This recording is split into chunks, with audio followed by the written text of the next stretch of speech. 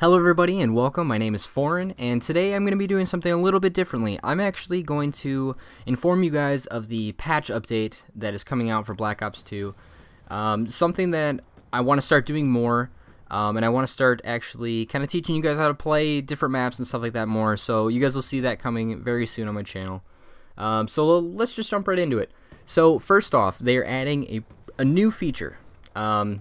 Now, I never had a chance to test this old feature that they had that was very similar to this, but they're now adding support for live streaming in all public matches. Now, I'm not exactly sure if that means that this will be live streamed to YouTube or if it'll be live streamed to Elite TV or whatever that service was that comes with Elite that probably no one has ever used, but I am very interested to see what this is. So as I find out more, I'll let you guys know, because I do want to try this out, because if it works, then it makes live streaming for me so much easier when it comes to Black Ops, and I'll probably be able to do it a few times a week if it works out as well as I think it's going to. So another couple things that they're adding into this is they're adding a player card. This is just from my understanding. They're adding a player card to people that completed seasons in League play. So that'll be kind of interesting. You guys can show off the actual, like, the best that you did in whatever season it was. And now some of the bigger changes. Now, normally in a Call of Duty game, SMGs are absolutely incredible, which is still the case in this game. And the assault rifles and other weapons aren't used quite as much. So it seems to me that what they're doing is they're trying to implement assault rifles being a everyday use kind of gun, and you guys can use them more frequently throughout games and not have to change up your playstyle. You can still kind of rush, but in a different sense. So here, I'm gonna read off some of the changes that are coming to the assault rifle. All assault rifles will have a reduced idle sway. So that means that when you're aiming down sights and you're not moving, your gun won't sway quite as much as it used to before, so you'll have a little bit more of a targeted point of interest, I guess you could say. What else do we have? The M27, reduced amount of bullets to headshot kill at all ranges, and they have also increased the 4-hit kill range.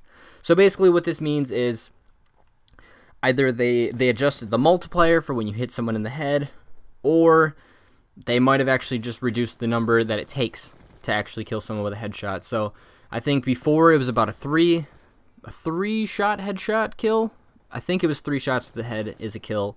And then they also increased the 4-hit kill range. So whereas a 4-hit kill was, you know, it maxed out at about 50 yards, it'll be pushed to 75 yards. And now the distances aren't defined, so we don't exactly know what it means yet, but it seems like that's something that was added to most of the guns all around, that you'll be able to kill from a further range than you were before. The Type 25, a reduced amount of bullets to headshot kill at all ranges, just like before. Slightly reduced maximum hipfire spread. So basically with this, like with the SMGs, and that's part of the reason why people go with them, is you can just fire from the hip when sprinting at somebody, and a good number of your bullets will hit. You know, your spread isn't quite as wide as it was with an assault rifle. The LMGs still have an extremely high amount of hipfire spread, so you can really never hipfire them. You have to pretty much aim down sights. So it seems like most of the guns, the Type 25, the SCAR, the SIG 556, and the FAL. Oh no, the FAL is something different. It seems like it's just those 3 guns, but basically what it is a tighter spread. So they'll fire more like SMGs. So you'll be able to actually run around with the Type 25, with the SCAR, with the SIG 556, and be able to still capitalize the same way that you would with an SMG. Another change that is coming is the MTAR has an increased 3-hit kill range. Just like with the M27 with the 4-hit kill range, you'll be able to kill with 3 shots from a further distance than you were before. So that cutoff is, you know, instead of 50 yards, it's 75, 100, you know, whatever the number may be. I'm not exactly sure the distance. I don't use the assault rifles very much, but I will be in the very near future to actually see how these changes are implemented. The SMR, a slight increase to damage so that 2-hit kills can still happen with minor penetration. So I think that basically it's like having FMJ. You can still shoot someone through the slightest thing, and you still have an increased chance of having a 2-hit kill. The SMR is supposed to be a 2-hit kill. That's kind of what it is. It's an assault rifle that basically has the power of an assault or of a sniper rifle. Let's see here. What else do we have? The FAL plus select fire, reduced recoil. So people that use the FAL and select fire and make it fully auto, it's not going to be quite as on point with every shot. It's going to bounce around a lot more. So you guys might want to change it up a little bit. You might fire a little less. You might actually slow down your firing, more of a burst than a full auto. Also, it has an increased hip spread. So it's not going to be dead-on shots every single time when you're firing from the hip. It's going to be more of a spread. Probably closer to LMGs, I guess. A little bit closer. Maybe even closer to some of the shotguns where the bullets will spread, as opposed to like the KSG where it's just a slug. The LMGs, all of them have been increased with their ADS in and out time. So, or not increased, reduced, sorry. So it'll take less time to pull up your gun and put down your gun to sprint. So this will actually make the LMG a much more suitable use for running gun, or even just getting to a point, stopping, lifting your gun faster to aim down sights. So that'll be really nice. It'll make the LMG a little bit more useful than it was before. The shotgun, the SRM 1216, a slightly increased short range damage. So the damage that you were getting at short range will now be increased. So now the 1216 will actually be able to fire further with the same amount of damage as it was up close. Now, something that might actually affect a lot of you guys, all SMGs with silencers have reduced range.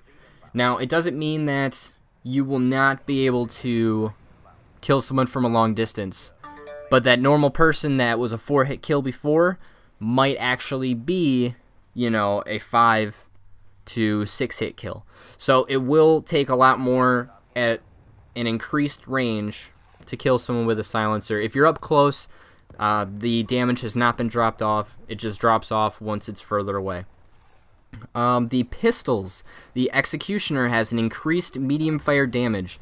So when you're getting hit markers with your Executioner, which is like the shotgun pistol, that's no longer going to happen. You're going to be able to actually get the kills at a medium range now and not have to be basically putting it in their mouth to kill them. So that'll be a nice addition. The trophy system has an increased range, so when throwing grenades at a trophy system, they'll be able to hit them from further away than they were before, so it doesn't have to be such a tight cluster. It can actually hit more of a spread.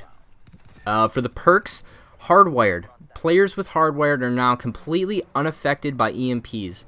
Now, I meant to post a video about this before because I had discovered this because I was running hardwire because I was trying to do the challenges for it, and people were throwing EMPs at me like crazy, and I never even realized it because it hits you, and it's kind of like you just kind of get flash and you're fine. It's exactly what everyone thought that Tac Mask did, but it's actually hardware that will protect you from EMP grenades. Most people thought that with Tac Mask protecting you from flashes and stuns, that also meant EMP grenades, when really it was hardwired. So you could be completely impenetrable to lethal and tactical by running Flak Jacket, hardwired, and then Tac Mask. Those three are all in separate things, and they will all protect you from different things. So it's nice that you could be fully protected from everything and still get the job done. Score streaks. The death machine has a 3-hit kill range increase, so now you'll be able to hit with a 3-hit kill from a further distance, just like with the assault rifles. The Dragonfire will actually now become more of a utilized weapon, I guess you could say. The health has been increased, as well as the gun spread reduced, so it'll be a little more accurate, and it'll take a lot more to actually take down. I think it'll still just take down with one small or FHJ or whatever that rocket launcher is. The AGR, the ground speed has been increased, so it'll move faster.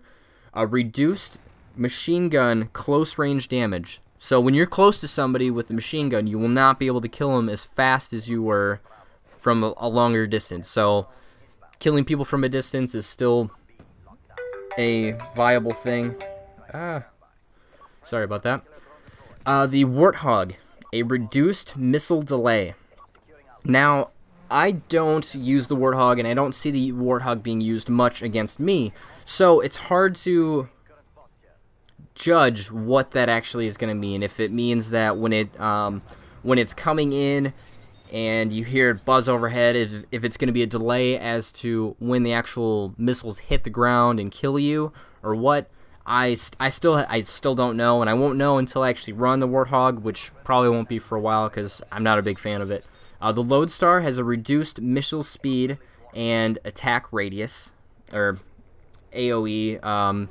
Basically, it's the blast radius. So it'll have a reduced blast radius, and the missiles won't fire quite as fast.